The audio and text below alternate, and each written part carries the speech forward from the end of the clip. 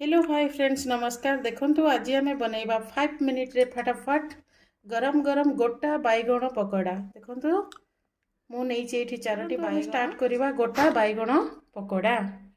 देखंतु फ्रेंड्स मु गोटा बैगण पकोड़ा करबा पई प्रथमे गैस को ऑन कर नउछि। देखंतु फ्रेंड्स तेल हमर गरम हे आसिलानी। एथिरे मु गोटा बैगण को पकाई नै छाणीबी। देखंतु मु गोटा करी छाड़ी नेबी। देखंतु फ्रेंड्स माने तेल फुटी हे गलानी बहुत भलो भाबरे आ बैगण मध्य ता द्वारा बहुत भलो भाबरे सिजी हे के आसिलानी। देखंतु बहुत सुंदर लागुची। एमती गोटा बैगण को फास्ट रे तेल रे छाणीबा द्वारा फ्रेंड्स यार फ्लेवर भलो आस्ता है आ या भीतर पटे बहुत भलो भाबरे सिजी जाई थाए मध्य। देखंतु फ्रेंड्स माने आपण मानकु जदि मोर ए वीडियो भलो लागे ताहले सब फ्रेंड्स प्लीज चैनल को सब्सक्राइब कर दियंतु एवं पाखरे थिबा बेल आइकन को क्लिक कर दियंतु जहा फଳରେ कि मु जेबे भी न्यू वीडियो पोस्ट करिवि आपण मको पाखरे तुरंत जाय नोटिफिकेशन मिलि जिवो।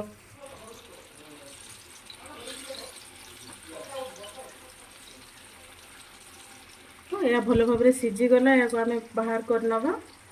देखंतु बैगन हमर सिजी गला भलो भाबरे प्लेट को बाहर कर नबा। देखंतु एबे आमे बनैबा 2 चम्मच बेसन नैछि। गोटे बड़ चम्मच नैछि कॉर्नफ्लावर अनुसार लूण। फ्रेंड्स देखंतु मु अल्प टिके फूड कलर एथिरे ऐड करछि और मिक्साइ नेबी।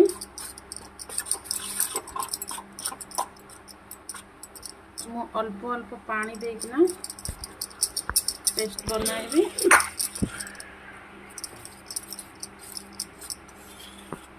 बैगण देहरे बेसन को भलो भाबरे देई देली तो सबुतक बैगण को एमती कर नेबी। मु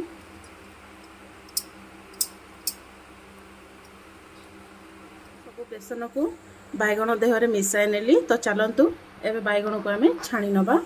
देखंतु फ्रेंड्स मु तेल को गरम करि नैछि।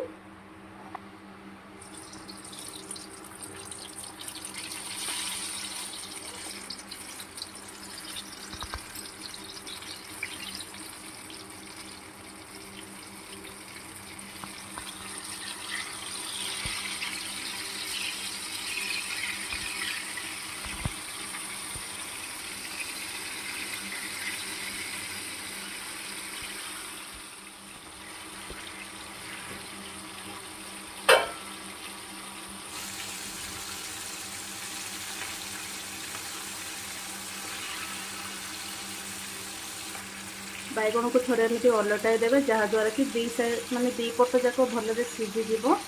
बैगण तो ऑलरेडी सिझी जाइछि खाली बेसन जहाँ सिझिबो।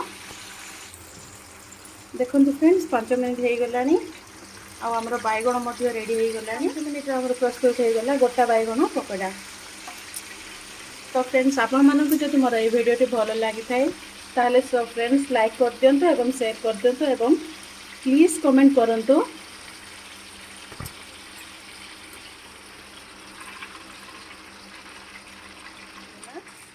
गोटा बैगण पकोड़ा या को मैं प्लेट रे सजाई नेबी। देखंतु फ्रेंड्स प्रस्तुत हो गला हमर गोटा बैगण पकोड़ा। तो आपण माने मध्य थरे बनांतु आउ कमेंट करंतु। Thank you. जय जगन्नाथ।